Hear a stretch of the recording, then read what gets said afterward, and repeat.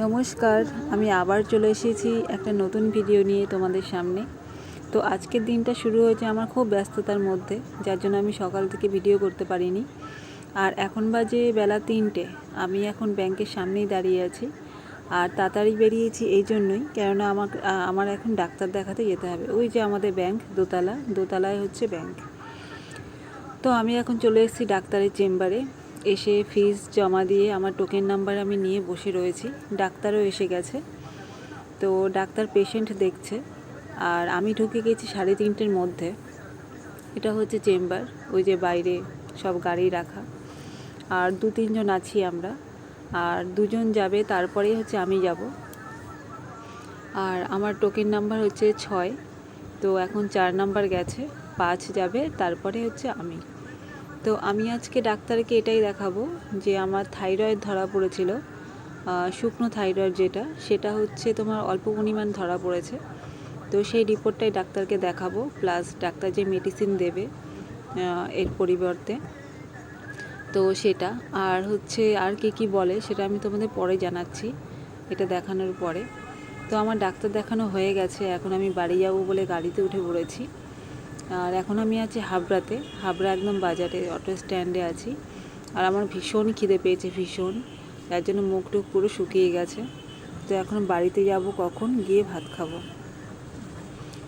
তোমরা সাথে থাকো আর দেখতে থাকো। এই দেখো হাবড়া বাজার, গাড়ি ছেড়ে দিয়েছে আর বসে আছি। গাড়ি বেশ ফাঁকাই আছে আর ভালোও লাগছে, কারণ গাড়িতে বেশি ভিড়ভাড়টা হলে মানে অতটা ভালো লাগে না। আর যদিও আজকে ওয়েদারটা ঠিকঠাক আছে।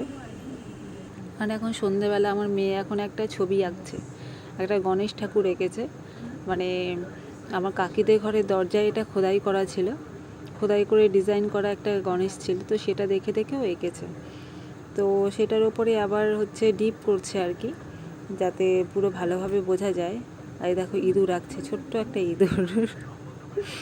তো যাই হোক, এই আঁকার পরে এই যে আঁকাটা সামনে থেকে এরকম। এখন আমি ওকে কিছু পড়া লিখতে দিয়েছি, কেননা সারাক্ষণ শুধু মোবাইল দেখবে এখানটা আসলে।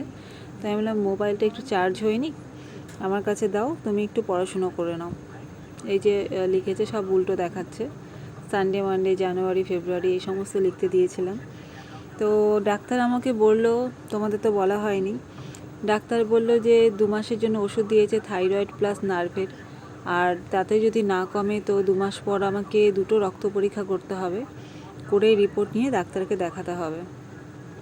মানে ডাক্তার দেখানো যে এখন কতটা খরচ সাপেক্ষ সে মানে বলার বাইরে।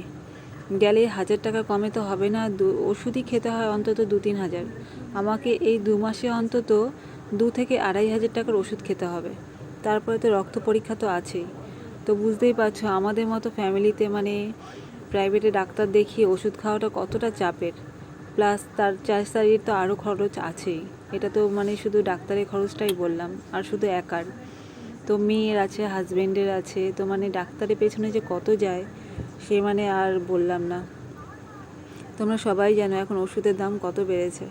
তো এখন এই চলছে আর কি। তো এই যে শোকেসে দেখো, এটা হচ্ছে আমার মার ছবি। মানে মার ছবিটা এত সুন্দর এসছে যে কি বলবো। আর শোকেসে যে ট্রফিগুলো দেখছো না সব খেলার, এগুলো সব আমার ভাই পেয়েছে। ও ক্রিকেট ভালো খেলে। তো ক্রিকেটে হচ্ছে সব, যেখানে ম্যান অফ দ্য ম্যাচ হয়েছে বা কিছু, তো সেখান থেকে সব ট্রফিগুলো আর কি এখানে রয়েছে। তো ভেতরে আরও আছে, আমি তো দেখাতে পারছি না।